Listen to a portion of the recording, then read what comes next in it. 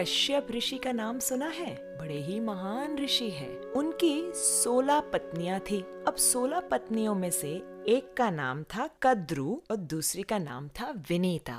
ध्यान से सुनिएगा। कद्रु के संतान सारे सर्प थे। That means all her children were snakes.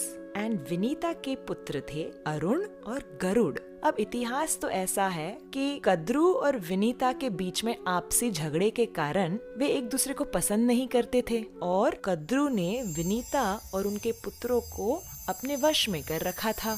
Garuda जी ने बहुत तपस्या करके स्वर्ग से अमृत प्राप्त किया और अमृत के द्वारा अपनी माता विनीता और अरुण और स्वयं को कद्रु के कब्जे से आजाद कर दिया। तब से गरुड़ को सर्प के प्रति बहुत ही ईर्ष्या है। तब से गरुड़ जी और सर्प की बनती नहीं है और जहाँ भी सर्प देखते गरुड़ उसे खा जाते। Wherever he would see snakes, he would eat all the snakes. अब जो स्नेक्स की माता थी कद्रु, ये देख के उसे बहुत टेंशन होता था कि मेरे सारे परिवार को ये खा जाएगा। कद्रु गई ब्रह्मा जी के पास। ब्रह्मा जी मेरी सहायता कीजिए, मेरी मदद कीजिए, ये गरुड़ तो सारे सर्पों को खा जाएगा, हमारा समाज समाप्त हो जाएगा, कृपया हमारी रक्षा कीजिए। अब ब्रह्मा जी गरुड़ के पास आते हैं और गरुड़ से कहते हैं, गरुड़ इतना सारा विध्वंस तुम मत करो इन सर्पों का। एक योजना बनाते हैं जहाँ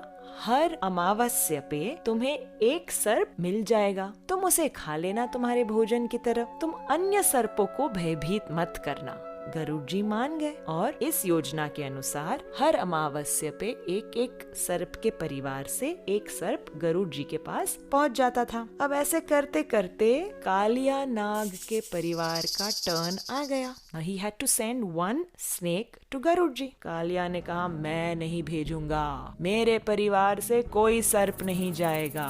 और गरुड़ जी यहाँ वेट कर रहे हैं, देखा तो ये सर्प तो आया ही नहीं और गरुड़ जी जा झपटे कालिया के ऊपर। घमासान युद्ध हुआ, स्वर्ग से लेके कालिया भाग रहा है और गरुड़ जी उसके पीछे, उसे नोचने के लिए, उसे परेशान करने के लिए उसके पीछे पीछे जा रहे हैं। कालिया गए ब्रह्मा जी के पास, त्राही माम मुझे बचाओ, गरुड़ आ रहा है। ब्रह्मा जी ने कहा, देखो तुमने तुम्हारा वचन नहीं निभाया, तुम्हारा टर्न था ना स्नेक भेजने का, तुमने क्यों नहीं भेजा? अब मैं तुम्हारी कोई मदद नहीं कर सकता। कालिया यहाँ जाए वहाँ जाए, बचाओ, कोई नहीं बचा पा रहा था और गरुड़ जी तेज गति से उसके पीछे आ रहे थे। कालिया तब अंत में जाते हैं अनंत शेष के पास, जो कि बलराम जी हैं। त्राही माम रो के मुझे बचाइए। अब बलराम जी का हृदय तो बड़ा कोमल है। अनंत शेष कहते हैं कालिया से, कालिया तुम व्रज में यमुना नदी में जाकर छिप जाओ, वहाँ तुम्हें गरुड़ नहीं परेशान करेगा, वहाँ तक तो वो आ भी नहीं सकता, यमुना का जल छू भी नहीं सकता। कालिया कहते हैं, अच्छा मुझे बताइए क्यों, ऐसा क्यों है? तो अनंत शेष उसका इतिहास बताते हुए कहते हैं कि एक समय की बात है, यमुना नदी के अंदर शौभरी मुनि तपस्या कर रहे थे। In the water he was meditating और उस समय गरुड़ जी यमुना में से एक मछली को उठाते हैं भोजन के लिए। अब Garuda is an eagle, right? Eagles catch fish and they eat. So इस मछली ने शौभरी मुनि को प्रार्थना की, मुनिवर मुझे बचाओ, गरुड़ के मुख से मुझे बचाओ। और फिर शौभरी मुनि ने उस मछली को बचाते हुए गरुड़ को श्राप दिया,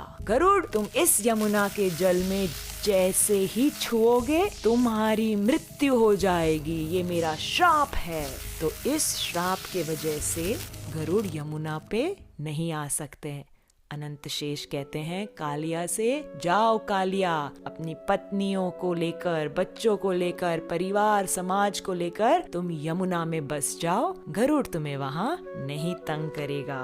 तो अब कालिया बसे हुए हैं यमुना के जल में। बड़ा ही अभिमानी नाग कालिया है और अपने विष से, बहुत भयानक विष से पूरे जल को दूषित करके बैठा था। कालिया सर्प के विष से बहुत परेशानी होती थी। उनके गाय जब वो जल पीते तुरंत मर जाते। अरे जल तो क्या, जब यमुना के ऊपर से पक्षियां उड़ती वे भी गिरकर मर जाती। इतना भयंकर जहर उगलता था। कृष्ण सोच रहे थे मैं कैसे इस कालिया को यमुना से निकालूं। रोज जब मैं गैयों को लेके आता हूँ चरने, तब दाऊ जी मेरे साथ होते हैं। बलराम जी बड़े भाई हैं मेरे, वो मुझे कभी यमुना के पानी में जाने ही नहीं देंगे।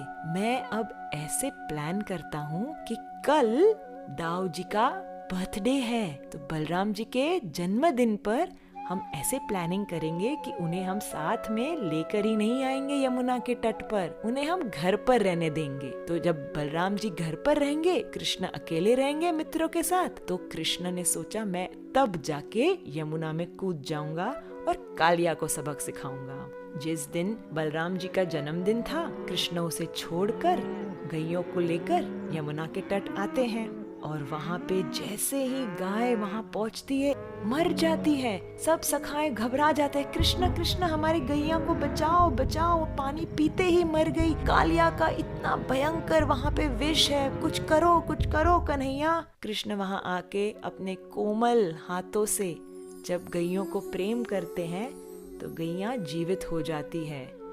कृष्ण कहते हैं अभी तुम घबराओ मत, सब एक साइड पे खड़े हो जाओ। कृष्ण कदम्ब के वृक्ष पर चढ़ते हैं और धीरे धीरे एक डाली पर पहुंच के वहां से सीधे अंदर यमुना में छलांग मारते हैं। जैसे ही छलांग मारते हैं, बहुत बड़ा splash of water happens and Krishna अंदर अंदर अंदर अंदर यमुना में जाते हैं। कालिया वहां सो रहा था और इतना पानी में जब अंदर जाते हैं, there's a turbulence, there's a disturbance।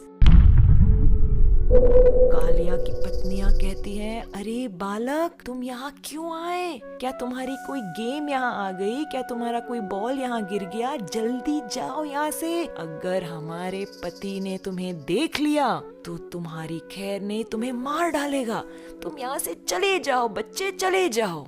Kanhaiya कहते हैं, देवी मुझे तुम्हारे पति से ही मिलना है, मुझे कालिया से ही काम है, उठाओ उसे। घबराते हुए पत्नियां कहती हैं, नहीं नहीं नहीं बच्चे तुम जाओ, उनका जहर बहुत ही स्ट्रॉन्ग है, तुम तो मर जाओगे। कृष्णा ने देखा कि अब ये पत्नियां उन्हीं के पति की साइड ले रही है, तो जोर से कालिया नाग के जो एक पूंछ थी उसके ऊपर अपने पद रख के जोर से स्टैंप किया और कालिया उठ गया।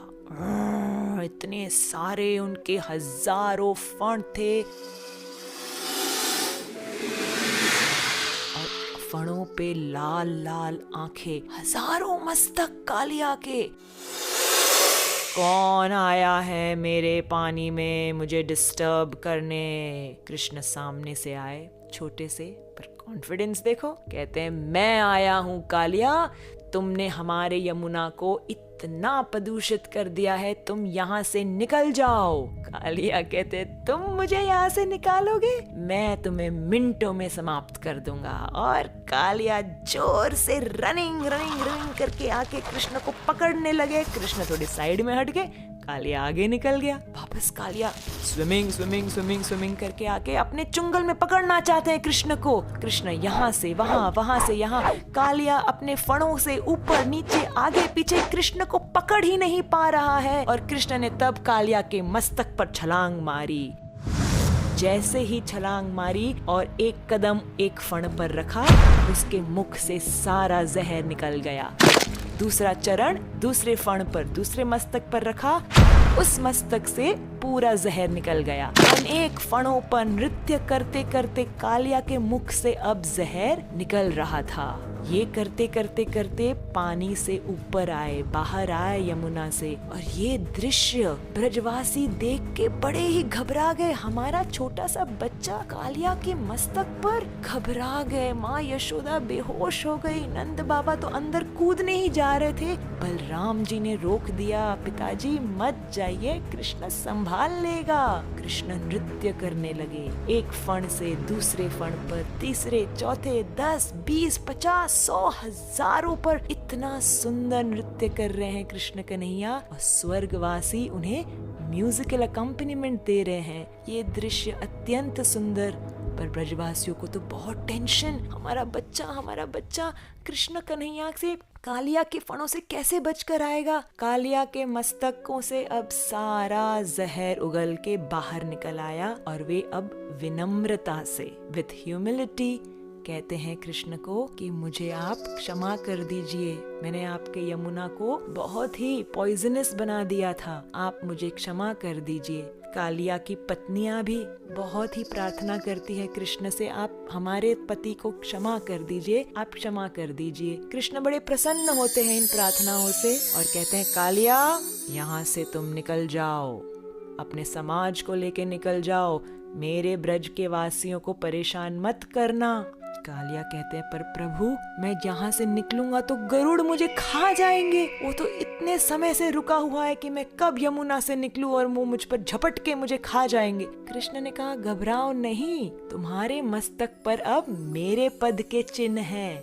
Seeing my footprints on your head, Garuda will not trouble you। Kaliya तुम निश्चिंत होके यहाँ से निकल जाओ। कालिया और उनकी पत्नी, बच्चे, समाज सब कृष्ण को प्रणाम करते हुए यमुना नदी से निकलकर गहरे समुद्र में चले जाते हैं और कृष्ण अपनी कृपा से यमुना को पूरी तरह से स्वच्छ और अमृतमय बना देते हैं। ये देखकर ब्रजवासी, ग्वाल बाल, सखा, गोपियां इतने आनंदित, जय जय कृष्ण तुमने कर दिखाया, तुमने हमारे यमुना नदी को बचा दिया, तुम्हारी जय हो, तुम्हारी जय हो। इस प्रकार से कालिया दमन लीला ब्रज में हुई।